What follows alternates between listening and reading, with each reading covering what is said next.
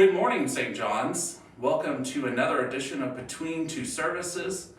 This is my final episode that I'm hosting. We are looking for someone else to take on this ministry. So if you're interested, please let me or Ann Richmond on the tech committee know. We hope to be able to continue our digital outreach here at St. John's. This morning I'm excited to welcome Dr. Roach, America's Healer. His latest book, Brilliance, The Pursuit of Hope, Wisdom, and the Divine, may be the most important and amazing book of our time. The #1 integrative oncologist for the past several decades says, "It is truly a brilliant book produced by a brilliant and encyclopedic mind. He is one of the finest physicians in the world in the areas of integrative medicine, holistic healing, and in the true integration of spirituality and healing. This is the most amazing and comprehensive book I've ever read." That was Dwight McGee, MD. Brilliance is also endorsed by the #1 holistic psychiatrist for the past few decades, Scott Shannon, MD. Other accolades: a diamond one wanders upon only rarely, and a page turner. Dr. Roach is a sacred blending of ancient, intuitive knowing, scientific prowess, and otherworldly experiences. Thank you for joining us on Between Two Services. We are also joined somewhat mysteriously by St. Francis, who more or less showed up in our studio, and I decided, well, who am I to kick a saint out? That's right. What has not mysteriously shown up, I do want to remind everyone that we're still missing an iPad. So if you come across it in your work in the church, please turn it in. We have one, we're looking for another one, but we'll leave that for another day. St. Francis is here, Dr. Roach is here. Tell me, what is sort of integrative medicine? Integrative medicine, I started conventional medicine, family medicine, practiced that for 20 years. And when I was approaching 50, I wanted to see how long I could live, and started looking at other approaches. And so since that point, over the last 20 years, I've spent 20,000 hours of study nearly. Wow. I've gone to perhaps 50 national integrative conferences, health conferences, not associated with drug companies. So learn true underlying causes of health disorders rather than drugs to paint over the symptoms of those disorders. And that's transformed my practice. And to be honest, I couldn't ethically go back to practicing the way I did. And now that I know what these root causes are and how to manage them, I'm seeing much better outcomes with patients. Cancer is a focus, and I have patients from all over the eastern part of America, coming to see me in relation to cancer management. So where is your clinic located? It's in Midway, Kentucky. That's amazing. Right. Yeah, right. So my father was there before me, and he helped build the Markey Cancer Center. But I never thought I'd be interested in cancer, but life and God have different ideas about what you're to do, and so now that's my main focus. And we really, and with our new cancer patients, we pray with every new cancer patient. I have a spiritual warrior, if you wish, who comes in at the end of the visit to pray with patients. And it's my sense, that the root cause of cancer, two primary root causes, maybe anger would be one, and then maybe the need to forgive as a second underlying cause of that. Okay, so you're looking at a spiritual, emotional sort of cause or definitely influence on cancer. Right. Would you then say that so I always find with that particular framework that the danger is sort of saying it was your fault that you got cancer, right? You were too angry or you needed to forgive, and cancer then becomes a bit of a judgment. How would you respond to that concern? My perspective is, first of all, we're all going to die. And so it was about 12, 14 years ago when a patient, actually, she's from here in Versailles, I was talking to her, and she said she'd had a near-death experience. that she had been out of body, with her car wreck. And out of body, she felt in the presence of God and in a blissful state. And she didn't want to go back in body. She was mad about going back in body, but it transformed her life. She no longer feared death anymore and became very mission-oriented and focused with that. And as my spirituality has evolved in a way that I feel like we're given, we're supposed to have challenges, right? We're not supposed to have life on easy street because we don't gain any wisdom. How can you appreciate joy unless you have sorrow, to balance that out? So we're supposed to have challenges, and then it's our faith and our understanding of God that helps us to get through those challenges and become wiser, and then to help others along the path to understanding about the reality of God. When I was in medical school, they try to beat anything out of you that you can't touch, feel, or hear or see, right? And so I grew up in a Christian family, but from a scientific perspective, I was saying, how is God possible, right? But if you learn about quantum physics, you begin in a hurry to understand absolutely how God is possible. Because what Einstein described, E equals mc squared, that means when we look at each other, we see solid mass. In reality, we're just an energy field. In fact, we're just waves. And then when we look at each other, we particulate into solid mass. An atom, imagine the nucleus of an atom being like a Volkswagen Beetle, and an electron being the size of a garden pea, and the amount of space in an atom being the size of 2 cubits. That's how much space we are. We're 99.99999% hot air with that, okay? And then Einstein described spooky behavior. If you take a particle and split it in half, one half particle goes to one end of the universe, the other half particle the other end of the universe, any action on one half particle instantaneously affects the other half particle, the other end of the universe. We all within this universe are instantly connected. And so that makes, certainly helps in understanding that. Now, practically, what's the evidence? What about mother's intuition? Most mothers, it doesn't matter where their child is. Their child could be the other side of the world. Most mothers, if their child's getting into trouble, they know it right here, right? Most, and you could quiz it. So, how do you explain that? Well, I just explained it, right? Quantum physics, you can instantly communicate with your child. You're connected. That child is part of you. And in fact, we're all connected in that degree.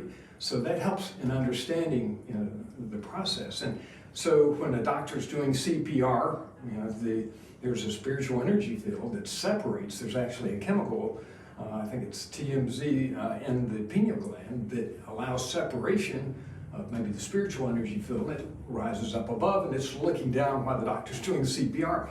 Elizabeth Kubler-Ross, the author of Death and Dying, the 4 stages of death.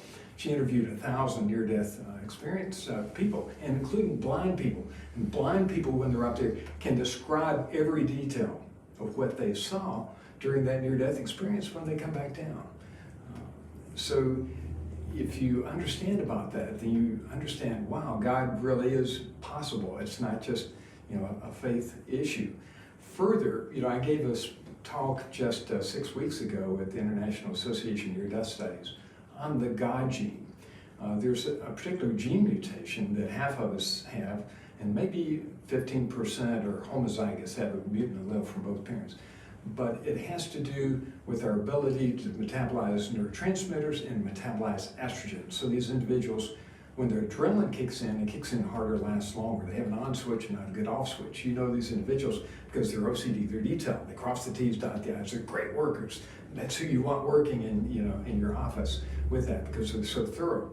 But they don't get rid of estrogen as well. And estrogen, I think, is connected to the ability to be intuitive with that. And these individuals seem to have the ability to have premonitions sometimes, intuitions, potentially out-of-body experiences, and maybe to hear voices from the divine or get other messages from the divine. So that, they didn't teach that in medical school. That kind of opened up a whole new field. And I wrote my first book, God's House Calls, with over 200 stories that were shared. At this point, I've had 84 patients with spiritual near-death experiences, and maybe 800 with transformative spiritual events. like that. Let me share one story, for example. Sure, please. So Anne is a young girl growing up, was neglected by her mother. And a woman in the neighborhood took her under her wing and helped get her on the right path. Several decades later, Anne woke up in the middle of the night after a vivid dream where this older woman was riding through her front yard on a choo-choo train, leaning out and waving, toot toot, toot toot. And she looked at the clock and it was 1:20 in the morning, and when she came downstairs that morning, she heard that woman had died. She said, well, what time did she die? Well, it was 2:20 in the morning. Well, it was a different time zone. And she went to visitation and was compelled to tell the greeter that story. The greeter held up 4 fingers and said, you're the 4th person with the identical story. Okay? And so I hear these stories. My wife is in the room. She's heard these stories. And you hear enough of these stories and you realize, wow, Right. that we aren't our physical beings. We're a spiritual being, encased in this physical body. And that when we die, our near-death patients report, ultimate bliss. Now, I've had 2 patients with negative near-death experiences. One was an alcoholic. Shook him up. He didn't share the details, but he stopped drinking immediately. He set up 2 trust funds for 2 kids he'd abandoned, and he did everything he could to make amends.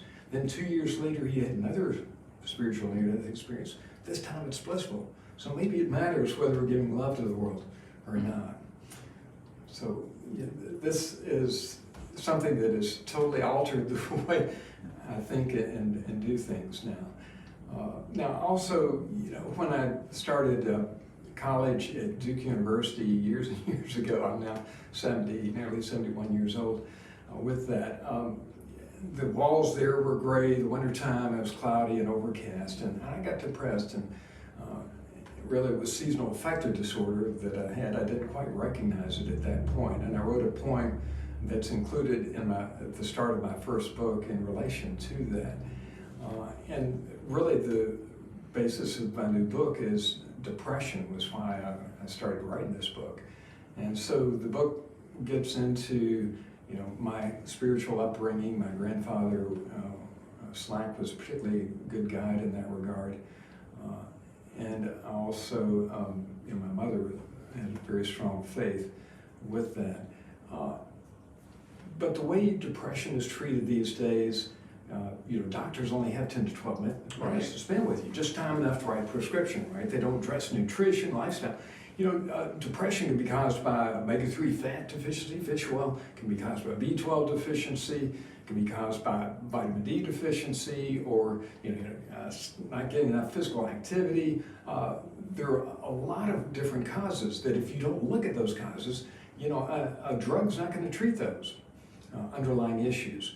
And drugs I've become very concerned about, cautious about, and it's they acknowledge in medical journals they are agreeable that 125,000 Americans die each year from drugs.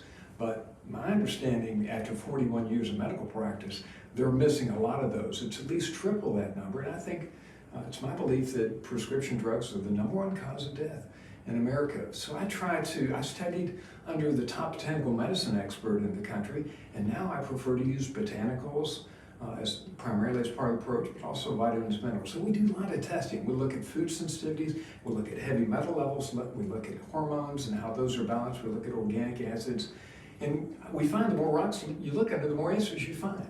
So we like to look under as many rocks as we can and address comprehensively, and spiritual grounding is really key for all of our patients.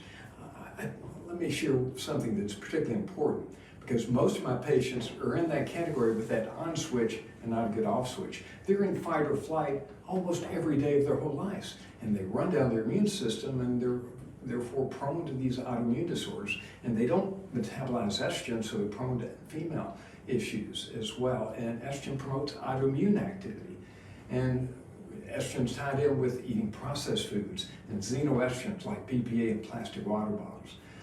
And so the whole country is more estrogen dominant, tied in with that lower testosterone. Sperm counts are half of what they were, 40, 50 years ago.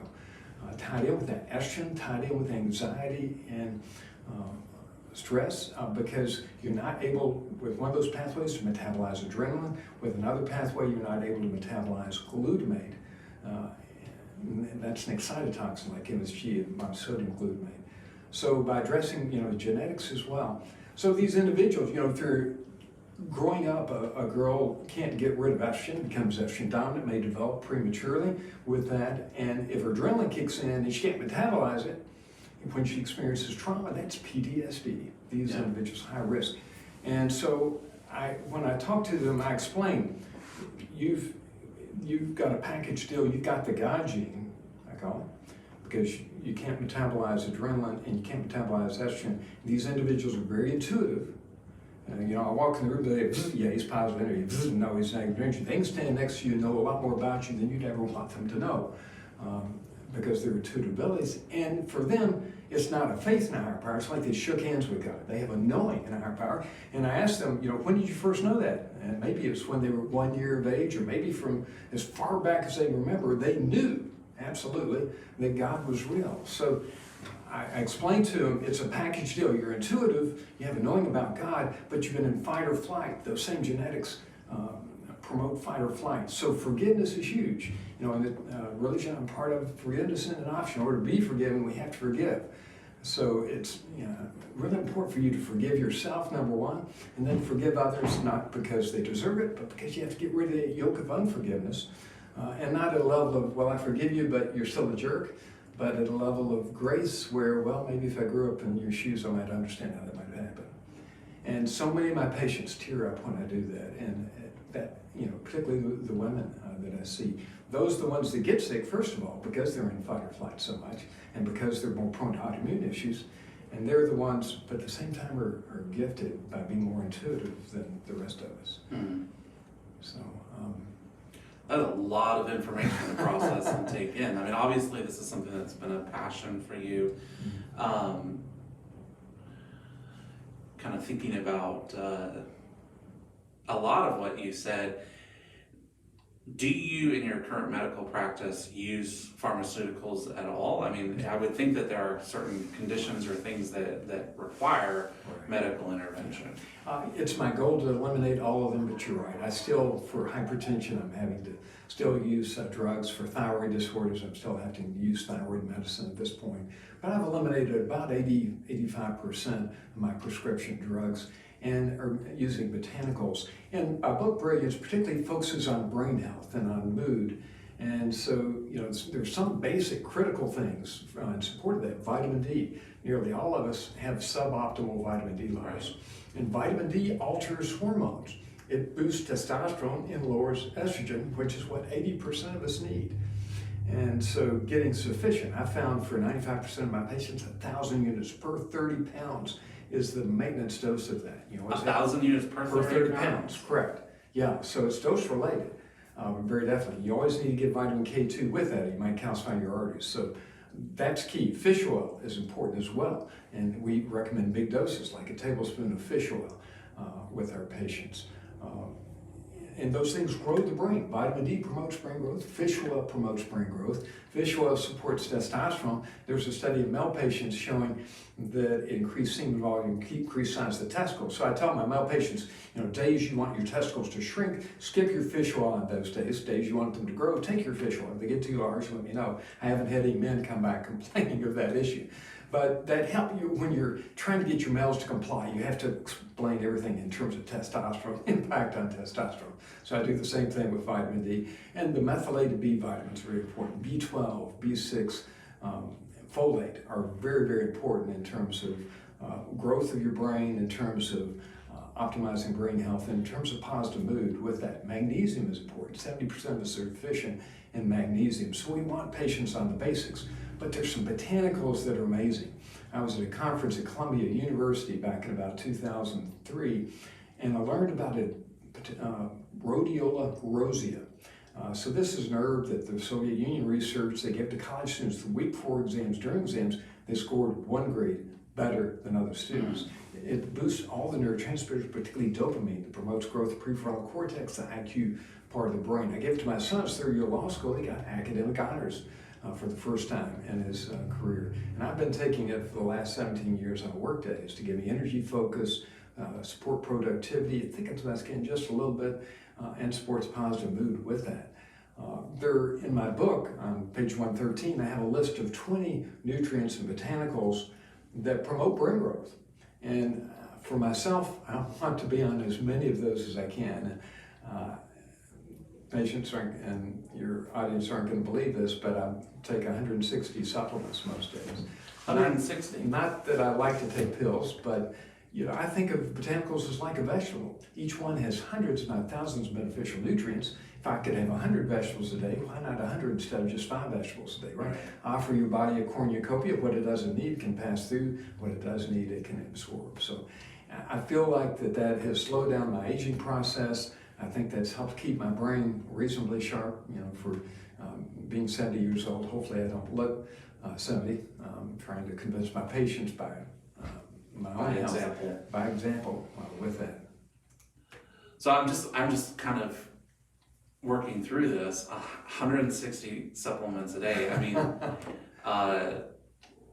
now, that can't be inexpensive. Yeah, right, it's not, and I don't recommend that for my patients, but there are some basics. Okay. Vitamin D with vitamin K2, that's basic, and getting sufficient amounts. Fish oil, that is basic. A multivitamin, ideally with the activated forms of B vitamins. Folic acid, in my opinion, is not really a vitamin, it's provitamin. The body has to convert it into the activated form for it to work. And some people have an MTHFR gene mutation. Half of our patients to some degree have that. Then folic acid potentially becomes harmful because it might suppress natural killer cells, maybe increase colon and breast cancer risk. So it's important to get the activated versions of that, though that requires some knowledge in terms of optimal. And then there's vitamin B6. I call it the dream vitamin, activating the dream pathway. That's a key detoxification pathway. So I ask my patients at the first visit, how many nights a week do you remember that you dreamt, right? And if they're not remembering, most nights, that key detoxification pathway, the CBS transsulfuration pathway, is not working.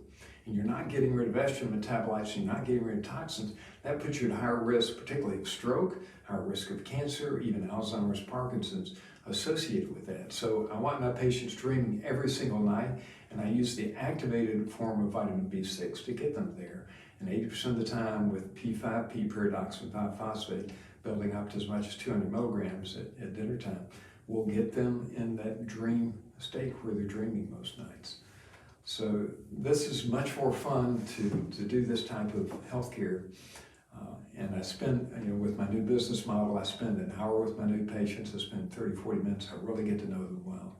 And I'm really focusing on being present with them, letting them know they're loved. And I'm trying, even patients that are angry, despite their anger, I love them and I consider them a part of me. I consider all of us a part of God with that. That's hard to, so I'm thinking about what you're describing, and then also, my experience with medical care in general. It sort of raises any number of questions. One, I'm thinking about a natural supplement for university students to help with exams. I was a campus minister before I came to St. John's, and any number of students take drugs like Adderall, for instance, for that performance enhancing. And so then the question is, why is Adderall being passed around on our university campuses if there's a natural botanical that would be superior? Because the brain is, complex, intricate, delicate. Any chemical that gets in the brain is going to do damage. It has to with that. So Adderall is going to do damage. It's my belief that the ADHD drugs are doing damage. But the good news is, rhodiola, I find for ADHD, is terrific for these kids. And rhodiola, think of it like a vegetable that just has, kind of think of it like caffeine in that, except it's much better than caffeine because it lasts longer, and when it wears off, you don't feel dragged out. Right. In fact, it reduces your sleep requirements, and you're more likely to jump out of bed in the morning after taking rhodiola the previous day. So it's kind of night and day in terms of the impact with that. But yes, I'd love to spread that message, and in fact, I've tried to do that at Midway University a little bit to get these students on that, because they would feel better. It grows their minds, makes them smarter, in my opinion. And there's a lot of research with it, so we know it's very safe. As always with botanicals, you want to get a quality source because they'd be contaminated, so that's a key issue with that. Yeah, well, and I think any natural supplements, I mean, there's not really an FDA for botanicals, so what you're buying at the drugstore may or may not contain what it says on the label. The cheapest ones come from China, and there's air pollution in China, right? When it rains, those pollutants get in the soil, and the plants take those up. So you really don't want to get supplements from, particularly botanicals from China, and be careful about India. So you need to know where they're coming from, and that's why I've developed expertise in knowing that, and studied under the top botanical medicine expert who has some of his own products as well. But things like mushrooms, incidentally, all mushrooms do what? They boost testosterone, block estrogen, right? So you explain that to men, and they're more likely to eat mushrooms. Always cook mushrooms, incidentally, but there are a lot of mushroom supplements that help support your stamina, sense of well-being, that we like to use in our patients as well. So what's it like when you interact with other healthcare providers? Because I'm just thinking, my experience with the healthcare system in this country is there's definitely a generational divide when it comes to the importance or acknowledging the importance of spirituality or religious practice. I find that older practitioners generally, if I say I'm a priest, there's still a level of I don't want to say respect, but at least acknowledgement that the work I do is important. And among older, I think within the hospital system, I've been doing pastoral care in hospitals for 15 years now, and I can remember when I started, if you had a clerical collar, you could go anywhere, right? It was better than a hospital badge in terms of getting access, because people just saw you, realized what you were there for, and there weren't a lot of hurdles. And now, 15 years later, I can remember vividly the first time a desk clerk at a ICU was like, "No, you can't come in." And I'm like, whoa, wait! I'm not here to socialize. I have an important spiritual function. I've been asked to come here, and I think COVID has accelerated some of that with hospitals, that whole healthcare systems that closed down to local pastors being able to visit inpatient populations,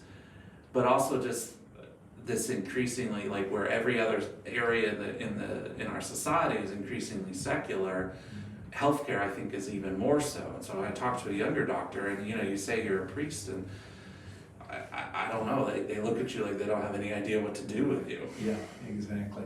And because of your experience, you've experienced individuals dying. Right. And those are very sacred times, right?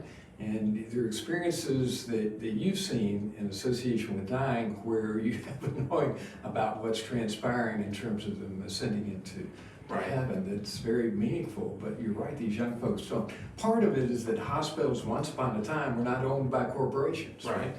They were, and sometimes churches had major involvement. Like Central Baptist, right, in Lexington, for example, St. Joseph in Lexington. And when they had that religious connection, they were much more spiritually oriented and connected. But corporate medicine has taken over, and it's getting worse with that. And that's one reason we only have 10 to 12 minutes with patients, because they only want you to have time to write a prescription, and they only want you to cover up symptoms, because if you treat the root cause and cure the patient, you won't need any more medicine. So they're not interested in finding cures, they're only interested in treating symptoms and not curing. Drug companies become ever more powerful, and they set the protocols because they hire the doctors to be on the national protocol boards that tell doctors what they do. And doctors have a fear of malpractice, and they're afraid to do anything not on protocol, because what if they get sued with that? Right. Well, when you change your orientation and decide, well, I'm not working for a corporation, I'm working for God. And if I make a mistake, in good faith, so be it. Let the dominoes fall where they will, right? When you make that transition, that really changes everything. But yes, we need to work harder on, incorporating spirituality in medical schools, certainly, and residency programs. And so I hold a conference every year where I try to teach doctors. We've had doctors from all over the country, even the naturopath from Canada and a doctor from London, England, who came over to these conferences. So I'm trying to educate as much, and that's really the purpose of these books. Brilliance, more than anything else, is to try to prove a little bit more of the reality of God. Because the evidence is overwhelming. If you look, how do you explain these near-death studies? How do I explain that story about Anne? That's not in Anne's brain, right? And you hear these, and so doctors who think it's just, they haven't studied the issue. Any that truly study and understand it know absolutely that these are very real, spiritual types of events. And so it's getting them to look at the evidence and study it. The evidence is overwhelming. It's overwhelming. And we know, from the Bible, how many miracles did Jesus perform? That would take books and books that would cover the world, right? With that, so we tend to think, well, those are just metaphors, right? When you get into these stories, you realize so much. Maybe none of this is a metaphor. Maybe it all, really happened. And it's now my belief that there are a lot more literal aspects of the Bible than I ever imagined with that. And I'm sure there is some allegory, but I think what Christ accomplished, miracle after miracle, when was it, at the Sermon on the Mount, where there were thousands of people, and to satisfy them, he had to perform miracles, to convince them and to keep them happy and to get them listening to him, right? So he had to perform, hundreds of miracles, to accomplish that. And his disciples, after he died, they saw what he did, and because of that, they all went out and preached, and they all were killed, just about, except for St. John, right? St. John's the only one who wasn't killed because they were so dedicated, because they had seen that, right? How, what it would take for you to be convinced that you would risk your life to share this message. You had to have witnessed something incredible, which they did. Leave behind everything that you know, leave behind your economic security, Right. leave behind your community, your family in many cases, and then to go forth with this message. I think I appreciate your time, and this has been a great conversation for the folks at St. John's. Want to just kind of circle back to two things. One, we'll do the easiest, and that is, where can they get a copy of your book, Brilliance? So you're welcome. I have a website, themidwaycenter.com, themidwaycenter.com. If you want a signed copy particularly, you can get on the website and order one. You can also go through amazon.com. And in fact, we have Kindle there, and I'm just finishing up audiobook versions. So if you'd rather do an audiobook, that should be available soon. But I guarantee that you'll find these very entertaining and enlightening with it. Excellent. And the second kind of place where I want to kind of close our conversation is, I feel like, obviously, when you look at Old and New Testament, and also the history of the church, there's always been an intimate connection between faith and healing, and you touched upon that. We look at the miracles of Jesus, and a lot of them are healing miracles. Gradually over time, that's gotten separated. I think as both healthcare has gotten more rationalistic and materialistic, but also as the church has gotten more rational and materialistic, it's sort of like, well, we don't want to come across as superstitious, or we don't, or we're a little uncomfortable treading in the realm, in this realm.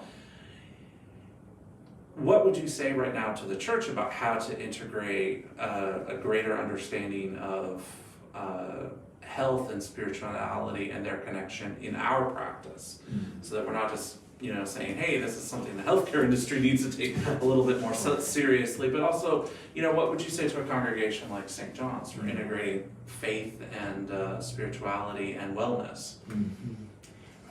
The wellness part is a little bit harder, I think, but again, speaking to men, speaking in terms of hormones helps get the message across to men. So speaking to men, saying, men who want to boost their testosterone come to church to this session to learn about ways to support their testosterone levels. In women, you can, almost all women these days have female issues, premenstrual symptoms and female cancers and so forth. And those are all largely preventable and treatable.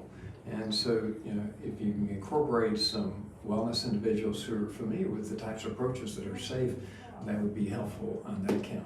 From a spiritual perspective, churches are, after COVID, are weakening. I think churches need, are they listening, right? I think we need to transform as churches in order to not only retain, but also to grow our attendees, and making it more interesting by demonstrating the reality of what we're talking about spiritually. So I spoke at the Woodford Library, a week ago, and at the end of my presentation, I asked individuals in the audience to share special spiritual experiences that they had had. And it's hard to coax that out of them, but finally one woman said, well, when my husband died, I saw a yellow substance rising up from his body and rising up, toward heaven. And then another one spoke up and said, I saw an angel reach down for my husband and take him up into heaven. And then a third individual with a similar type of story. And then there was even a fourth story, which I hesitate to go into, a woman who said, well, I had placenta previa, had to get a C-section, I lost 1/3 of my blood, and I was really weak, and I woke up, during the night, in the early morning, and there were these 4-foot yellow grayish entities dancing around my bed. And they were waiting for me to die, I could tell that. And I invoked the name of Christ, and poof, they disappeared. That audience was engaged at that point. They were curious about that. And so I think we need to tell those stories. We need, talk about mother's intuition instead of saying, instead of being misogynist and saying, well, that's just women, right? That have these stories. Women need the voice to say, yes, I can tell when my kid's in trouble. And I'm willing to tell you about that, because that helps demonstrate to me an understanding of how God is possible. So if we can share those stories and get the congregation to open up with those stories, all of a sudden the light bulbs go off, meaning, you mean I'm not at church for social reasons? Right. I'm here because there really is a God, and God is really active in our lives, and that we've got ultimate bliss ahead for us if we're giving love to the world. Right? Yeah. Well, I mean, that's something, in ministry, it's difficult sometimes to get people to open up about spiritual experiences. But I find, once you get the ball rolling, then the stories pour out. It's sort of like everyone will be in the room, and it's like no one wants to sound crazy. Yeah. But once you realize that not only do you not sound crazy, but that there are these experiences are not uncommon, that they're real, that they tend to be transformative, that there is a spiritual dimension to our world that is important and life-giving, and that ultimately, the name of Jesus is powerful. And prayer is, it does something. and it's not exactly like putting in an order on Amazon.com. You say what you want, and then it materializes within a day or two. But it does do something, and the Bible tells us that the prayer of the righteous is effective. And also, I think experiences of the divine and the supernatural are something that we, it's funny because sometimes people will ask me about miracles or doctrines of the church, and how can you really believe that? And I'm sort of like, I don't believe in dickering God down. Like, once you've accepted that a man has risen from the dead,